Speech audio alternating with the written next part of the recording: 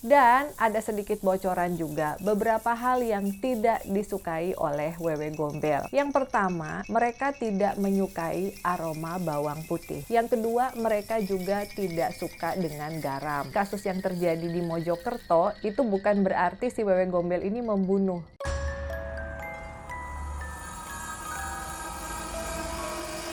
Halo teman-temannya Furi, ketemu lagi di sesi mitos. Dan kali ini kita akan membahas tentang wewe gombel.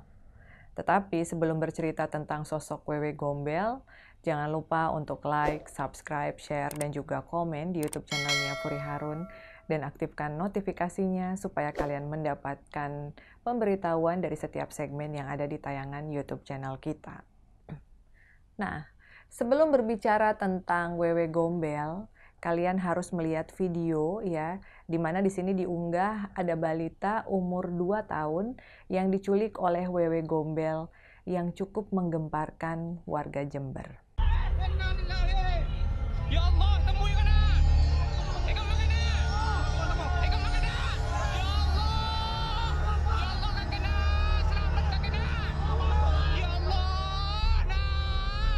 Launan toko mereng. Ya Allah. Nak.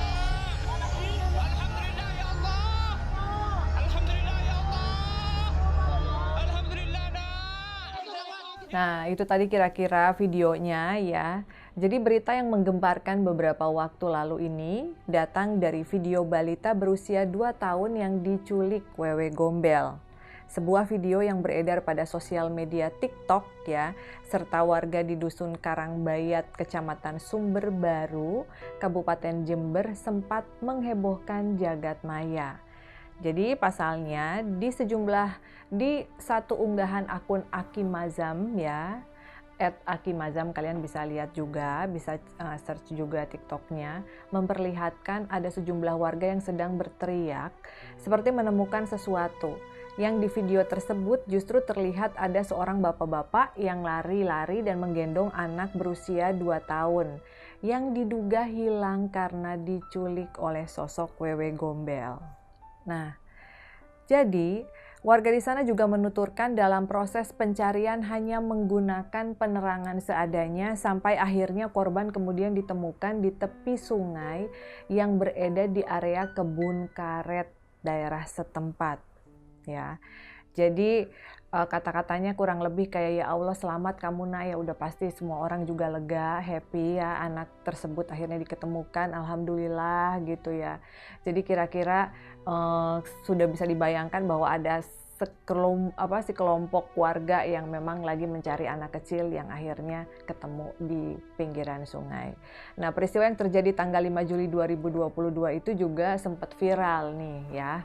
Nah, kalau pendapat Kak Furi dalam peristiwa ini gimana sih? Seperti kalian ketahui, wewe gombel atau banyak juga di daerah lain ada yang nyebutnya kalong wewe atau nenek gombel. Kalau Kak Furi dulu karena tinggalnya di Kuningan, Jawa Barat disebutnya kalong wewe. Jadi sosoknya itu nenek-nenek ya, mohon maaf itu kayak dadanya besar gitu, tapi badannya kurus, jadi ada tulang-tulangnya kelihatan, biasanya tidak memakai baju, rambutnya panjang, dan memang suka muncul ya, kalau di Sunda mah namanya barangrep atau pada saat mau maghrib gitu. Makanya kalau anak-anak kecil nih sebelum maghrib kan disuruh pulang dulu kembali ke rumah. Nah, kalau di dalam tradisi Jawa artinya adalah roh jahat atau hantu yang suka menculik anak-anak. Meski sering dicap sebagai penculik anak-anak, namun pada kenyataannya makhluk tersebut tidak bermaksud untuk mencelakainya. Jadi justru menurut kepercayaan yang beredar, wewe gombel hanya ingin menculik anak jika dia mengira bahwa anak itu ditelantarkan oleh orang tuanya. Nah, jadi ada sebagian yang menganggap kalau si wewe gombel ini memang jahat, ada juga yang enggak kok enggak jahat. Biasanya kalau ada anak-anak yang lagi lari-lari sendiri tanpa didampingi oleh orang tuanya, nah biasanya akan muncullah sosok si wewe gombel ini mengajak main.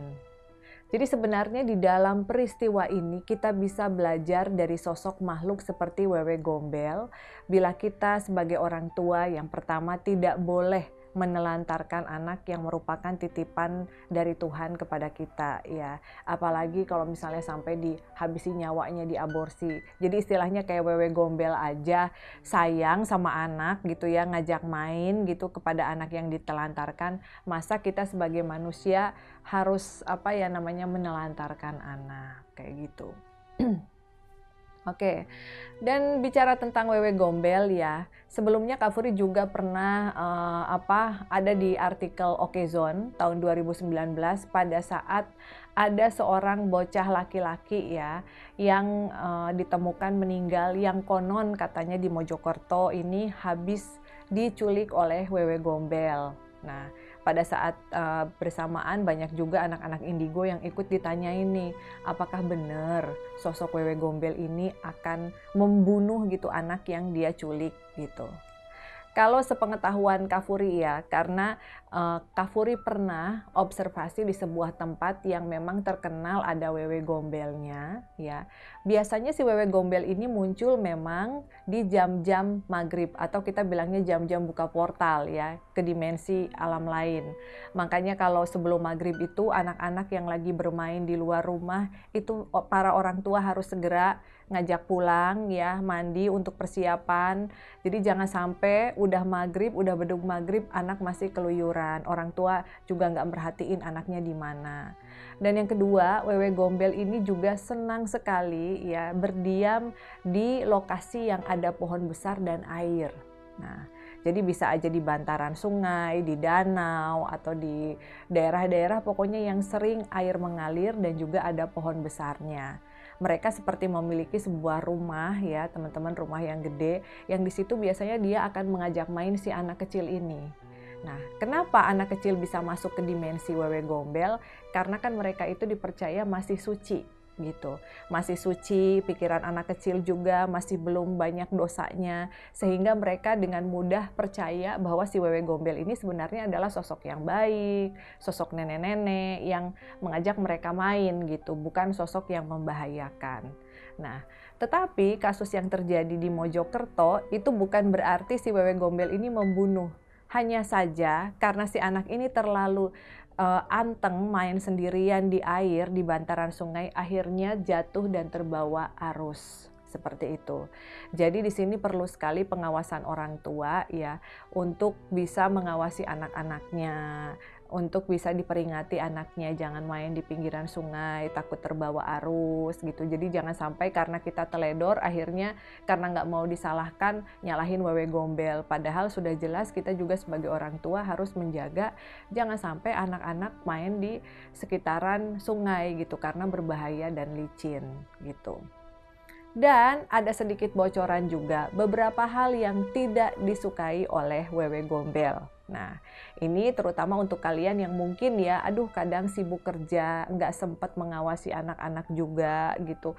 Kadang bilangnya main ke rumah tetangga, tapi ternyata main ke tempat-tempat kayak sungai gitu ya, yang ada pohon besarnya. Yang pertama, mereka tidak menyukai aroma bawang putih. Hampir mirip dengan kuntilanak sebenarnya.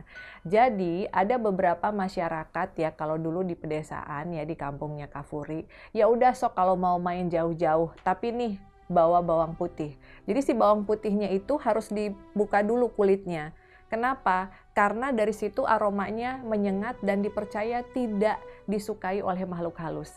Jadi kalau misalnya ada anak kecil yang di sakunya disimpenin bawang putih ya, baik itu bawang putih tunggal atau bawang putih biasa, itu pada saat ada makhluk halus yang akan mendekat, itu si makhluk halusnya tidak suka dengan aroma tersebut ya. Lalu yang kedua ya, kalau memang anaknya bandel dan tetap pengen main di waktu-waktu sore gitu ya, harus diingatkan terus. Yang kedua, mereka juga tidak suka dengan garam kerosokan terutama. Jadi garam ini juga dipercaya bisa menetralisir energi-energi negatif. Tetapi biasanya orang tua tuh kan jarang ya yang pada saat anak main anaknya dibekelin garam, jarang. Jadi kalau orang tua di pedesaan lebih memilih untuk memasukkan ke saku celana anaknya itu bawang putih tunggal yang sudah dikupas ya. Jadi bawang putih tunggal ataupun garam ini dipercaya merupakan salah satu media yang tidak disukai oleh makhluk halus, sehingga di saat dia akan mendekati si anak, dia akan merasa tidak nyaman, seperti itu ya. Tapi kalau misalnya wanita hamil sudah dewasa kan biasanya suka disuruh bawa gunting gitu. Kalau anak kecil kan nggak mungkin kita taliin gunting. Jadi itu salah satu cara untuk mengantisipasi apabila memang ya kalian memiliki anak yang senang main sore dan kadang kalian juga pulang kerjanya mungkin agak telat, orang tuanya sibuk, bisa diakali dengan membekali anak dengan bawang putih tunggal ya. Tetapi dipercaya ataupun tidak ya, memang mitos wewe gombel ini dari zaman dulu sampai sekarang itu nggak pernah mati. Bahkan di zaman-zaman modern seperti saat ini.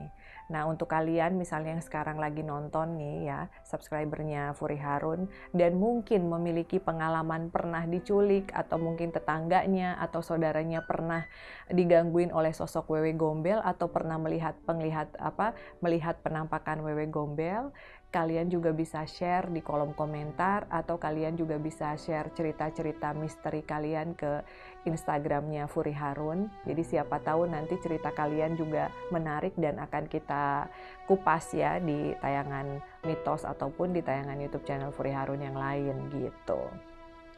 Oke teman-teman ya, jadi apapun yang terjadi di dalam kehidupan ini tentunya semuanya sudah digariskan oleh Tuhan Yang Maha Kuasa. Sosok wewe gombel ataupun hantu-hantu lain memang ada di sekitar kita, tetapi jangan sampai kehadiran mereka justru membuat kita takut, membuat kita tidak berani keluar rumah, ataupun membuat kita menjadi orang yang introvert dan diam terus di rumah. Tidak seperti itu ya, karena di rumah pun hantu itu ada. Jadi yang paling utama adalah apabila kalian memiliki anak kecil tentunya harus selalu diawasi, dijaga. Waktu maghrib sudah pasti harus pulang, mandi dan juga sholat maghrib ya. Dan malam-malam tentunya tidak diizinkan untuk keluyuran keluar rumah.